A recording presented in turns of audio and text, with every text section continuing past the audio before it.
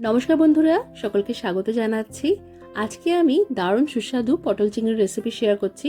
আমি এটা একটু ইউনিকভাবে তৈরি করেছি। এইভাবে তৈরি করলে বাড়িতে কম চিংড়ি মাছ থাকলেও এরকম সুস্বাদু পটল চিংড়ি আপনারা তৈরি করতে পারবেন। আজকের এই রেসিপি ভালো লাগলে ভিডিওটাকে লাইক আর শেয়ার করতে ভুলবেন না, আর চ্যানেলটা সাবস্ক্রাইব করে নিন নিত্য নতুন রেসিপি পাওয়ার জন্য।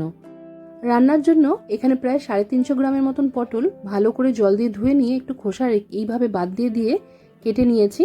মাঝারি আকারে কেটে নিয়ে নুন হলুদ মাখিয়ে এটা 5 মিনিটের জন্য রেখে দিতে হবে। আরেকদিকে দুটো মাঝারি সাইজের আলুকে ডুবো ডুবো করে কেটে নিয়ে নুন হলুদ মাখিয়েও রেস্টে রেখে দিতে হবে। এই রান্নাতে আলু আর পটলটা আমরা ভেজে ব্যবহার করব। তার জন্য একটা কড়াইয়ের মধ্যে প্রায় 3 টেবিল চামচের মতো সর্ষের তেল ভালো করে গরম করে নিয়ে তার মধ্যে নুন হলুদ মাখানো পটলগুলো দিয়ে একটু নাড়াচাড়া করে নিয়ে আঁচটা মাঝারি রেখে ঢাকা দিয়ে 3-4 মিনিটের মতো ভেজে নিতে হবে। মাঝে একটু নাড়াচাড়া করে দিতে হবে। পটলের মধ্যে যখন একটু সোনালি রং এইভাবে দুদিক ধরে যাবে তখন এটা আমরা কড়াইয়ের থেকে তুলে নেব। আর এই যে তেলটা থাকবে তার মধ্যেই নুন হলুদ মাখানো আলুটাকেও এইভাবেই ঢাকা দিয়ে ভেজে নিতে হবে। এইভাবে ঢাকা দিয়ে ভেজে নিলে ভাজাটাও হয়ে যাবে আর সময়টাও কম লাগবে।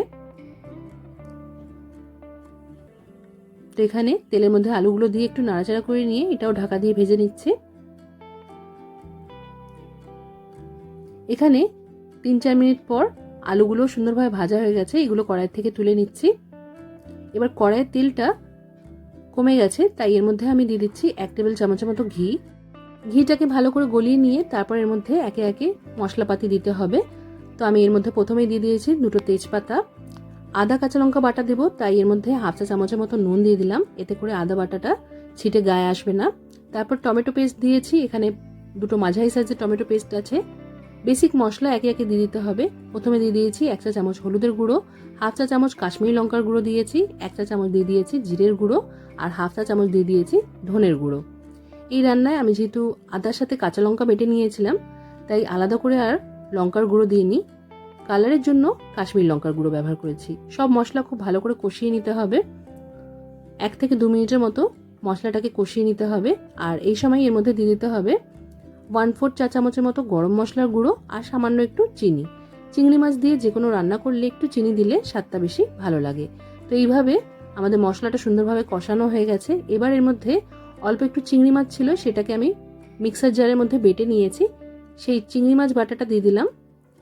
ঘরে অল্প চিংড়ি মাছ থাকলেও কিন্তু আপনারা এইভাবে বেটে নিয়ে মশলার সাথে কষিয়ে নিয়ে রান্না করবেন, স্বাদটা খুব ভালো হবে। চিংড়ি মাছ বাটাটা বাকি মশলার সাথে ভালো করে মিশিয়ে নিয়েছি।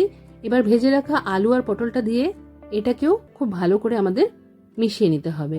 আর এই মশলার সাথে আলু আর পটলটাকে যাতে ভালো করে কষানো হয় তার জন্য 2 মিনিটের জন্য একদম কমানো আছে ঢাকা দিয়ে কষিয়ে নিতে হবে। এখন 3-4 মিনিট পর আমি ঢাকাটা সরিয়ে নিয়ে আরেকবার নাড়াচাড়া করে দিচ্ছি। আমাদের এখানে আলু পটল মশলার সাথে খুব সুন্দরভাবে কষানো হয়ে গেছে।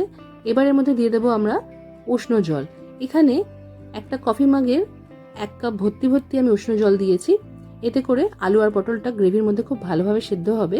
আর রান্নায় পরে আমি একটু গ্রেভি রেখে এটা করতে চাই, তাই জলটা একটু বেশি দিয়েছি। জলটা দিয়ে এটা ঢাকা দিয়ে ভালো করে 5 মিনিটের মতো ফুটতে দিতে হবে। এতে করে আলু আর পটল দুটোই ভালোভাবে সেদ্ধ হয়ে যাবে। 4-5 মিনিট পর ঢাকাটা সরিয়ে নিয়ে আরেকবার নাড়াচাড়া করে দিচ্ছি। এখন দেখতে পাচ্ছেন সবকিছু সেদ্ধ হয়ে গেছে, কিন্তু গ্রেভিটা একটু পাতলা লাগছে। তো গ্রেভিটাকে একটু ঘন করার জন্য আমি এর মধ্যে দিয়ে দিচ্ছি 2 চা চামচের মতো ছাতু দিয়ে এইভাবে ভালো করে মিক্স করে নিতে হবে। তারপর জাস্ট 1 থেকে 2 মিনিটের মতনই এটা ফুটিয়ে নিতে হবে। দেখবেন গ্রেভিটা খুব সুন্দরভাবে ঘন হয়ে গেছে। আমাদের আজকের রান্না তৈরি হয়ে গেছে। এবার আঁচটা বন্ধ করে দিতে হবে। আজকের রেসিপি অবশ্যই ট্রাই করবেন, কমেন্ট করে জানাতে ভুলবেন না যে কেমন লাগলো।